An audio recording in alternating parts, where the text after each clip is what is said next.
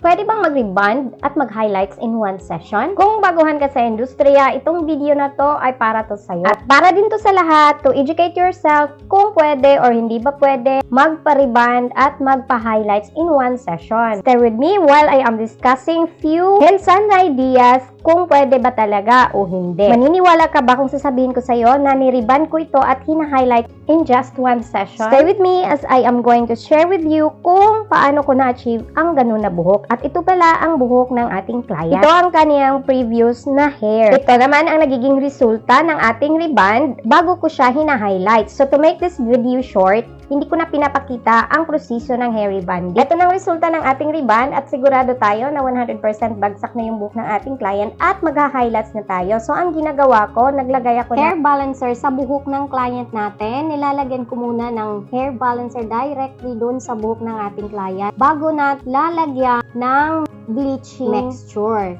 Okay? So, ito ang ginagawa ko. Nilalagyan ko muna siya directly ng hair balancer as band protector or band treatment para hindi ito directly masisira sa ating bleaching mixture. So, ayan, nakikita nyo, na yan na ang part ng paglalagay ko ng bleach sa buhok ng ating client.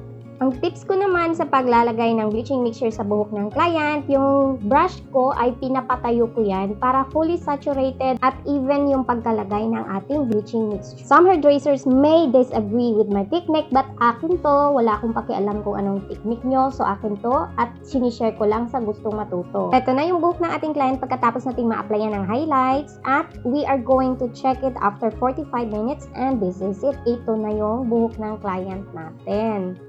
Sa mga nagsasabi naman dyan na yung pH balancer ay hindi talaga nakapag-protect ng buhok, halika dito, tingnan mo to at i-check natin yung durability ng buhok ng client natin na ni-rebond natin at hina-highlight natin in one session. So ito na yung resulta. As you can see, ayan, pinapakita ko na yan, wala pa yung plancha, blow dry lang yan at nasa cold temperature lang ang ating pag-blow dry, hindi mainit dahil gusto kong makita ang resulta ng buhok ng client pagkatapos itong mabanlawan. So, ito yung before ni client and this is the final look. O, diba? Bago mo gagawin ang proseso na to, you have to make sure that you are going to take a risk na kaya mo ring panindigan, na kaya mong igapang ang buhok ng iyong client na walang kasamang damage at the end of the session. Share mo lang ang video na to if you think na nakakatulong ito sa'yo.